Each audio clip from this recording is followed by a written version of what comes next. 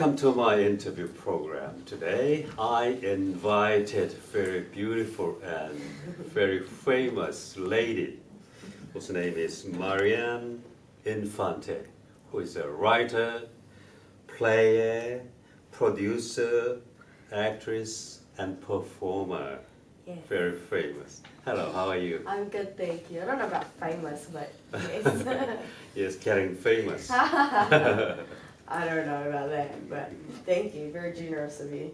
Writer of New Zealand's first Filipino-Kiwi play. Is it correct? Yes, that is correct. It's the first Filipino-Kiwi bilingual play to exist. So it exists in Tagalog and in English in one play. Okay. Filipino language and English. Yes, yes. Just both the language. Yeah, I mean, there's also, I can almost say that it's trilingual, because other than Tagalog, which is Philippines' national language, and English, we also have te reo Māori in the play to acknowledge and respect tangata whenua of, you know, te ao Māori, and it definitely has a lot to do with my upbringing being a Filipino New Zealander. So, yeah, especially having a cast of Machu Hamuera, who's a Māori performer, dancer and actor, embracing the story. It's definitely been a bit more trilingual than everything. Yeah. Yeah, very good. You were born in Philippines? Yes, I was born in San Fernando, Pampanga. It's in the Luzon, northern part of the Philippines. Oh, okay. Yes. Yeah. And came to New Zealand in? When I was 11, so my family and I migrated here in 2006. What's the title of the play? So the play is called Pinay. Pinay. Very short, easy to remember, so most people recognize the word Pinoy. I know Pinoy. Yes, yes. But first time Pinay. I know. Well, the Filipino language is quite gendered in a sense where there's specific words for females and males. So, but as a collective, we're Filipinos or we're Pinoys. But if you want to get specific, I'm a Filipina or a Pinay. Yeah. And Pinay means Filipino women. Yeah. Is it correct? It's a colloquial word for Filipina. Oh. So just taking the last syllables, I suppose, yeah.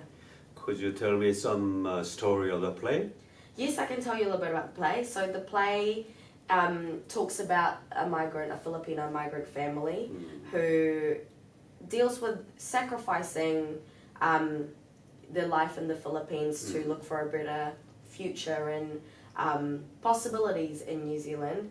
And the play tackles with a lot of the challenges of what it means to move from one country to another, and how that works with the intergenerational conversation between the parents and the children. So the play is called Pinay because at the heart of the play it's about the conversation between the mother and daughter and how our language of relationship and love changes when different values are challenged or traditions are added and adjusted to a new way of living. So I suppose that's as briefly as I can put it. So it's a conversation about a family. Yeah. It might be your story. It might be. It's very much inspired by my own personal story. Okay. So I would say it's 50% fiction, 50% non-fiction. Okay. But it comes from my place of truth and how I grew up in New Zealand, and I'm sure a lot of other Filipinos or other, half Filipino New Zealanders can relate to stories similar to mine. Yeah. Did you experience any cultural gap between Philippines and New Zealand? Absolutely, absolutely. I mean, in terms of food, to begin with, there's a massive cultural difference and gap that I think took a lot of adjusting, specifically for my parents, who are very good Filipino cooks. But in terms of the difference of how we perceive family or family orientatedness is very different between from my upbringing and looking at New Zealand culture as well as Filipino culture, which is why it was really important to me to acknowledge the Māori culture in my story, because I found a lot of similarities in how we resonated with the family orientatedness, how important that is to us, and in a way, the Māori culture helped me bridge that gap, which is what made me feel like I can belong in Aotearoa, which is what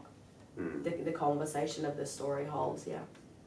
Actually, women are very important in a family, but a daughter or something like that. That's why your title of the play is Pinay, not Pinoy. I could say, you know, it could have been called Pinay because it talks about a Filipino family, but the focus, like you mentioned, is that the focus is in the relationship of the mother and the daughter, as that's the narrative I wanted to focus on, and it's my story, so I'm a Pinay and I wanted to acknowledge that, and I think it's a tribute as well to acknowledging the challenges that mothers, who I think are such a big element in terms of a conversation of a family, but also a tribute to the fathers, to the entire family, because the whole conversation of Pinay is the fact that no matter how many challenges or troubles a family has, at the end of the day, your love pushes through and you're a family. It's that unconditional love. So yeah. Did you settle in Auckland from the beginning, from Philippines? When my family and I moved to New Zealand, we first moved to Christchurch. Oh, okay. And then I moved to Auckland when I turned 18 to do my degree here in Auckland at Unitec, to do my performing arts degree. So yeah, that's how I moved to Auckland. And your family? My family's still in Christchurch. Oh. So my immediate family's in Christchurch, but I have all of my other relatives still in the Philippines. Oh, okay. Your family is very global. Yes. Filipinos are very global, I would say. I think Filipinos are the most widely spread ethnicity. I think that's a characteristic I admire about the Filipino community, that when they want to do something, Filipinos can easily adjust and provide, you know, all of the main characteristics that I think many Filipinos have, which is they're very good at caring for people, looking after people, and that takes us around the world. My mum works in the health industry, so I was like, it took us to New Zealand, so now we're here. Yeah. And you might experienced big earthquake in Christchurch. Yes. How was it? It was terrible. It was awful, but I think the main thing I took out of the traumatic experience of going through the big earthquakes in Christchurch was the sense of community. I think that was the main thing I hold on to and remember going through catastrophic experience. It was how quickly Canterbury came together to assist the community to bring it back to some sort of normality and trying to keep the sense of security and safety in the place. But it was also, again, with my family, we stuck together. We made sure everyone was okay. Yeah, you do what you can for your neighbours. Are there any big earthquakes in the Philippines as well? Not that I've experienced since I moved to New Zealand. I mean, I've heard of the earthquakes that happened in the Philippines, as well as the big typhoons and the flooding. But no, I have not experienced any in the Philippines myself. Filipino people are very similar with the Maori or Pacifica people. Yes. Do you agree? I do agree. And in a lot of ways, we have the same approach and care towards our elderlies, towards our family, the importance of providing for your family, no matter what that means, whether if that's to work for your family, and also our sense of joy through food, through communal food, through sharing, through dancing, through singing. And I find that it's very amusing when different cultures come together just by one similarity or a sense of fun. You know, like someone puts the karaoke on and not just Filipinos come in, but you know, other Pan-Asian community comes out. The Pacifica community comes out, and I think that's the beauty, and looking at everyone's similarities amongst all the differences that we all have. Yeah. I know Filipino people are very good at singing and dancing, is it? I would say yes. It is a stereotype, I would say. I wouldn't say I'm the best singer, but I definitely know there are a lot of very talented and amazing singers out there. I also dance, so I guess I contribute to that stereotype. But yeah, I think Filipinos are just good at expressing. I wouldn't say everyone, but we're very good at wearing our hearts on our sleeve. As I introduced at the beginning, you are a producer, writer, Yes. actress, and performer. Yes. What's the difference between actress and performer? I mean, it's a very fine line. I think easier conversation to have with other people. So when I tell you I'm an actress, it means I act, and whether that be on screen or on stage. But as a performer, I think it broadens the conversation of what performance is. So I also have experience in dancing or choreography or puppeteering. So it just opens it up a little bit more to not just acting with the script on stage. Yeah. But yeah, I'm also a producer. I'm one of the creative producers for Proudly Asian Theatre Company based here in Auckland. And yeah, we're doing some great mahi at the moment in terms of creating platforms for the Asian creatives, and right now in Tamaki Makaurau, but hopefully to the rest of New Zealand. You're doing very many things, Yes. many roles. Yes. You look very busy. I am very busy, yes. Okay. Very tired, but very energized at the same time. Your play, Pinay, is the first script of you? Yes, so Pinay was my playwriting debut. It was the first script that I solo written. I've done many other writing and collaborations before in terms of devised theatre works, but this was definitely one I can take myself accountable for. So yeah, it's my very first one, and I hope it's not my last one. When and where your play happened in Auckland? It happened in the Basement Theatre in Central, CBD. Basement Theatre is a really good space for emerging and experimental or new work. They're a very good nurturing theatre space for creatives like me who are still trying to figure out what our voice is, essentially. And yeah, so we did it at the Basement Theatre last August 13 till the 24th this 2019, yeah. 2 weeks? 2-week season, so we did 10 shows in total, and we sold out 5 out of 10 shows, so it was awesome. The audience might be mostly Filipinos?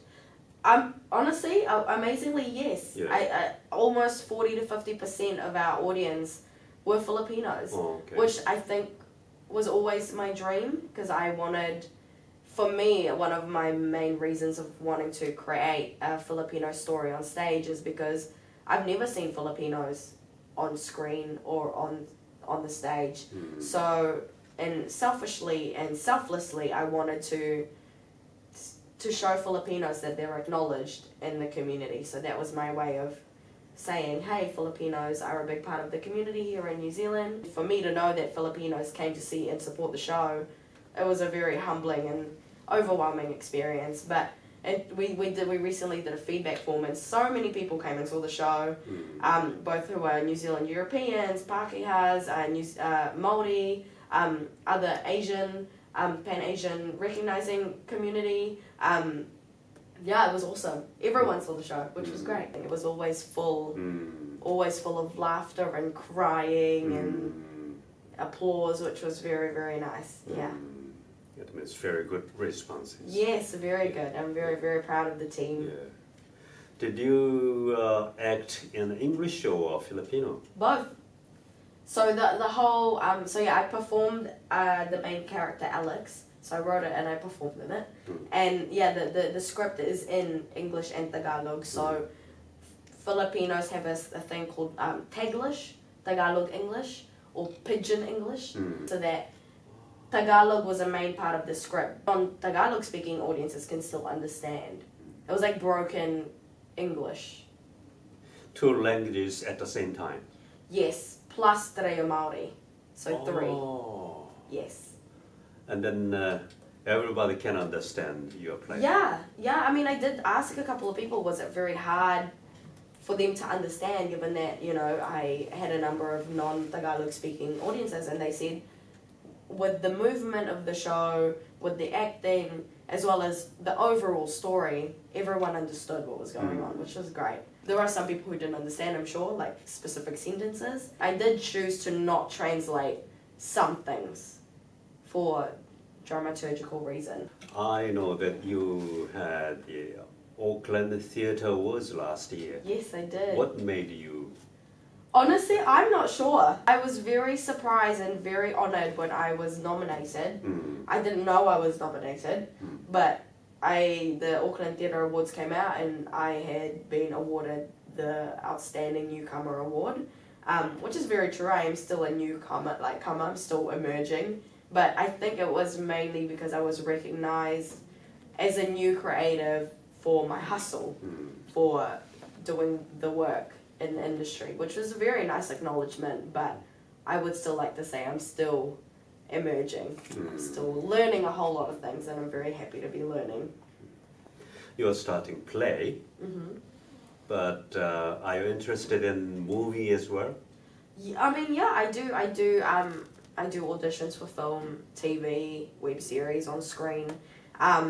In terms of writing for screen, I'm considering it, but I wouldn't say I'm on that journey just yet. I'm very interested for sure. Yeah. I want to act in movies. I want to act in movies. I can say that you have very big dream. Yes, in the future. very ambitious. Yeah.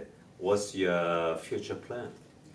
My future plan, I like to take realistic and crazy ambitions and dreams. I mean, right now, my dream is to tour Pinay.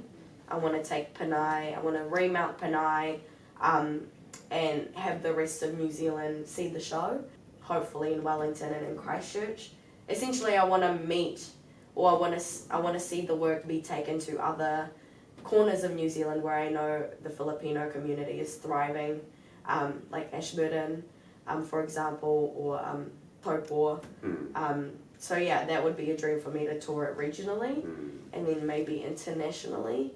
But I guess the crazy dream would be, not just for me, but I would really like to see the Filipino community thrive in mainstream theatre and screen. I would love to see more Filipinos on our mainstream TV channels, and I guess doing little bits on my end will advocate for that progress. I'd like to be on screen, for sure. But, yeah, I think I'll definitely be writing more. Yeah. You're preparing another play now. I'm not towards Pinay or anything, not as a sequel of Pinay, but I am gearing up for other shows at the moment, other projects and other things I'll be filming for. But yeah, I think after we see a little bit more of movement with Pinay, who knows? I could be writing another thing. Okay.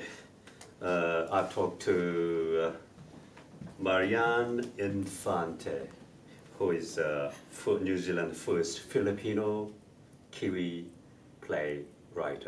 Thank you very much for your time. Thank you very much for your time, Tony. Thank you. Thank you.